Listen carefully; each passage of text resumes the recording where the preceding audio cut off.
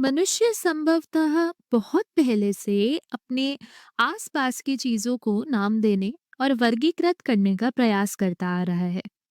प्राचीन काल में कुछ लोगों ने पौधों को इस आधार पर वर्गीकृत किया कि वे विषैले हैं या खाने योग्य। फिर ग्रीक दार्शनिक अरस्तु यानी कि एरिस्टोटल ने जीवों को उनके रक्त की उपस्थिति, अंडे देने की क्षमता, चार पैर होने जैसी विशेषताओं के आधार पर वर्गीकृत करने का प्रयास किया। लेकिन स्वीडिश वनस्पति वैज्ञानिक कार्ल लिनियस ने इसमें एक महत्वपूर्ण सफलता प्राप्त की।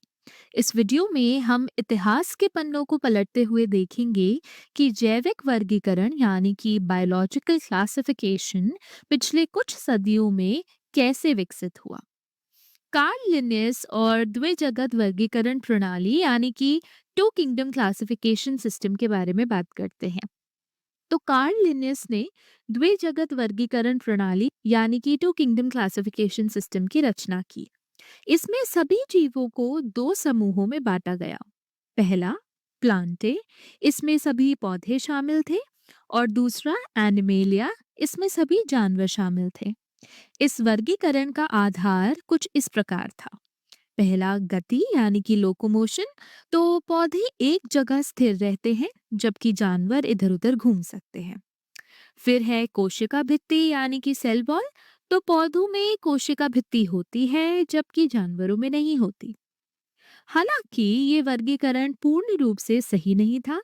इसकी कुछ प्रमुख समस्याएं भी थी, जैसे असीम केंद्र की यानी कि प्रोकैरियोट्स और ससीम केंद्र की यानी कि यूकैरियोट्स का कोई भेद नहीं था। जीवाणु और अमीबा जैसे सूक्ष्म जीवों को बड़े बहुकोशिकीय जीवों के साथ रखा गया था। छोटे एक कोशिकीय यानी कि यूनिसेल्युलर जीवों को बड़े बहुकोशिकीय यानी कि मल्टीसेल्युलर जीवों के साथ रखना उचित नहीं था। अमीबा को जानवरों में रखा गया क्योंकि इसमें कोशिका भित्ति नहीं थी। जीवाणु को पौधों में रखा गया क्योंकि इसमें कोशिका भित्ति थी। ये काफी अव्यवस्थित व्यवस्था थी, है ना? तो पोषण पद्धति यानी कि मोड ऑफ न्यूट्रिशन की समस्या के बारे में थोड़ा समझते हैं। कवक पूर्णतः परपोषी यानी कि हेटेरोट्रोफिक होते हैं। पौधे पूर्णतः स्वपोषी यानी कि ऑटोट्रोफिक होते हैं। लेकिन दो जगत प्रणाली में कवकों को पौधों के साथ रखा गया, जो पूरी तरह गलत था। युग्लेना एक ऐसा जीव था जो पौधों और जानवरों दोनों की तरह व्यवहार करता था। ये प्रकाश संश्लेषण कर सकता था, लेकिन साथ ही ये गतिशील भी था।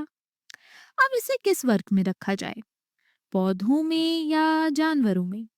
1960 के दशक में अमेरिकी पारिस्थितिकीविद R.H. विटेकर ने इन सभी समस्याओं को हल करने के लिए 5 जगत वर्गीकरण प्रणाली निकाली, जो है 5 किंगडम क्लासिफिकेशन सिस्टम। इस प्रणाली में असीम केंद्र की और ससीम केंद्र की में अंतर किया गया। एक कोशिकीय और बहुकोशिकीय जीवों में भी अंतर किया गया। पोषण पद्धति को ध्यान में रखते हुए कवकों को एक अलग समूह में रखा गया। युग्लेना को भी एक नई जगत में स्थान मिला। इस प्रकार जैविक वर्गीकरण की एक अधिक संगठित और वैज्ञानिक प्रणाली विकसित की गई। R.H. विटेकर ने उन विशेषताओं को भी ध्यान में रखा जिन्हें पहले वर्गीकरण के लिए नहीं माना गया था, जैसे कि कोशिका भित्ति की संरचना। अब हम समझेंगे कि कोशिका भित्ति की संरचना को वर्गीकरण का एक मानदंड क्यों बनाया गया। विटेकर ने 5 जगत वर्गीकरण प्रणाली को प्रस्तुत करते समय कुछ बातों का ध्यान रखा था। जैसे कि अगर हम मुनेरा के बारे में बात करें तो ये सबसे सरल जीवों का जगत था। ये उन जीवों का समूह है जो सबसे सरल और एक कोशिकीय असीम केंद्र की है, यानी सभी प्रकार के जीवाणु। इसमें कोई केंद्रक या कोशिकांग नहीं होते।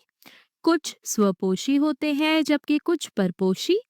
इनमें कोशिका भित्ति होती है, लेकिन ये पौधों की तरह सेल्यूलोज से नहीं बनी होती। जीवाणु की कोशिका भित्ति पेप्टाइडोग्लाइकेन नामक पॉलीसैकेराइड श्रृंखला से बनी होती है। यही कारण है कि कोशिका भित्ति की संरचना को वर्गीकरण में एक प्रमुख मानदंड बनाया गया। प्रोटिस्टा एक ऐसा जगत है जिसमें सभी एक कोशिकीय ससीम केंद्र की आते हैं। कुछ सरल बहुकोशिकीय ससीम केंद्र की भी इसमें शामिल होते हैं। तो अमीबा और युग्लेना को यहाँ जगह मिली। पोषण के आधार पर कुछ जीव स्वपोषी, कुछ परपोषी और कुछ मिश्रित पोषी यानी कि मिक्सोट्रॉफिक होते हैं।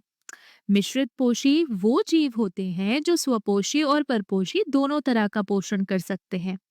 उदाहरण के लिए युगेना, ये मिश्रित पोषी है क्योंकि ये प्रकाश संश्लेषण कर सकता है और साथ ही अपने पदार्थों से पोषण भी ले सकता है। कवक और पौधे दोनों बहुकोशिकीय ससीम केंद्र की होते हैं, लेकिन इनमें एक बड़ा अंतर कोशिका भित्ति की संरचना में होता है। कवक की कोशिका भित्ति काइटिन से बनी होती है, जबकि पौधों की सेल्यूलोज से। कवक पूरी तरह परपोषी होते हैं। अधिकांश कवक मृत और सड़ते हुए पदार्थों से पोषण प्राप्त करते हैं। यही कारण है कि कवक को पौधों से अलग एक नया जगत दिया गया। सभी पौधे प्रकाश संश्लेषण करने वाले बहुकोशिकीय ससीम केंद्र की होते हैं। कोशिका भित्ति सेल्यूलोज से बनी होती है। सभी पौधे स्वपोषी होते हैं, तो इनके जगत का नाम प्लांटे है। और फिर एनिमेलिया, जो कि जंतुओं का जगत है। सभी जानवर परपोषी बहुकोशिकीय ससीम केंद्र की होते हैं। ये सबसे जटिल जीवों का समूह है। जानवरों की कोशिका भित्ति नहीं होती। तो 1970 के दशक में कुछ नए खुलासे हुए।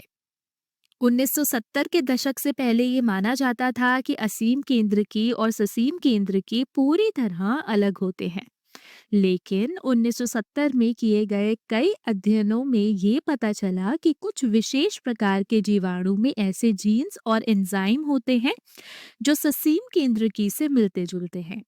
हालांकि ये विशेष जीवाणु अभी भी असीम केंद्र की ही थे, क्योंकि इनमें केंद्रक या कोई झिल्लीबद्ध कोशिकांग यानी कि मेम्ब्रेन बाउंड ऑर्गेनेल्स नहीं होते थे। इन नए खुलासों के कारण जैविक वर्गीकरण प्रणाली में आगे और सुधार किए गए। लेकिन हाँ, ये विशेष जीवाणु कुछ ऐसी विशेषताएं रखते हैं जो ना तो अन्य जीवाणु में पाई जाती हैं और ना ही अन्य असीम केंद्र की में। इन्हें न तो पूरी तरह असीम केंद्र की कहा जा सकता है और ना ही ससीम केंद्र की। यही बात इन्हें बाकी सभी जीवों से अलग बनाती है। इस महत्वपूर्ण खोज को अमेरिकी सूक्ष्म जीव विज्ञानी कार्ल वोज ने उजागर किया। उन्होंने मुनेरा की पूरी अवधारणा को बदल दिया। उन्होंने वर्गीकरण की एक नई प्रणाली विकसित की जिसमें अधिजगत या साम्राज्य यानी कि डोमेन को जोड़ा गया, जो जगत यानी कि किंगडम से भी उच्च स्तर की श्रेणी थी। कार्ल वोस ने सभी जीवों को 3 मुख्य डोमेन में विभाजित किया: जीवाणु, आर्किया और यूकैरिया। यूकैरिया इस अधिजगत या साम्राज्य में सभी ससीम केंद्र की को रखा गया, यानी वो सभी जीव जिनकी कोशिकाओं में केंद्रक मौजूद होता है। जीवाणु और आर्के, इन दोनों डोमेन्स में सभी असीम केंद्र की को रखा गया। तो अब ये साफ हो गया कि मुनेरा में आने वाले सभी जीव समान नहीं होते। यही बात वर्गीकरण को इतना गतिशील बनाती है। ये कभी भी स्थायी नहीं होता, बल्कि नई खोजों के अनुसार बदलता रहता है। जैसे जैसे हम नए जीवों को खोजते हैं या पुराने जीवों के बारे में अधिक जानकारी प्राप्त करते हैं, हम अपने वर्गीकरण को दोबारा परखते हैं और उसमें सुधार करते हैं। संभावना है कि आज जो हमने सीखा वो कुछ वर्षों तक प्रासंगिक रहेगा, लेकिन भविष्य में हमें कोई नई जानकारी मिलेगी और हमें पूरी व्यवस्था को फिर से व्यवस्थित करना पड़ेगा।